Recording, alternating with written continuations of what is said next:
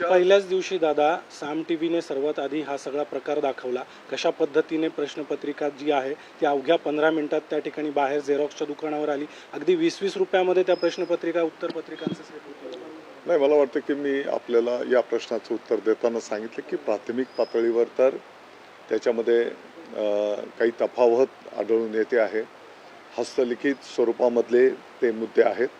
तत्राप एक थोडासा वेळ द्या, त्याची सविस्तर चौकशी केली जाईल आणि त्या चौकशीमध्ये जो कोण दोषी असेल त्याच्यावर कठोर कारवाई केली जाईल. पहिलाच पेपर होता. मराठी भाषा आपली मातृभाषा आहे.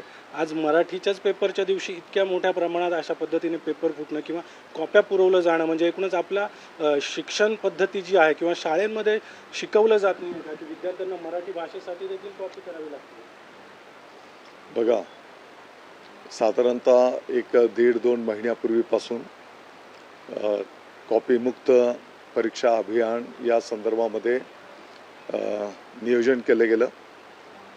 जसं मी सांगितलं, मुख्य सचिवांनी पण सर्व विभागांच्या प्रमुखांच्या बैठकी संपन्न केल्या. अगदी जिल्हा पातळीवरचे जे वरिष्ठ अधिकारी आहेत त्या वरिष्ठ अधिकाऱ्यांची पण बैठक VC द्वारे संपन्न झालेली आहे. तत्राप कुठेही अशा घटना झालेल्या असेल तर जे कोण घटना असं करत असतील त्यांच्यावरही कठोर कारवाई केली जाईल.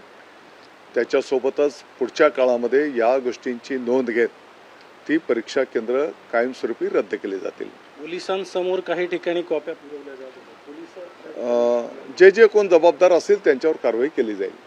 एकूणच आज पहिलाच पेपर होता 10वीचा. आणखी पुढचे पेपर बाकी आहे. आता पुढे कशा पद्धतीने आपण खबरदारी किंवा काळजी? निश्चितपणे याच्यातनं आम्ही आणखी सुधारणा करू.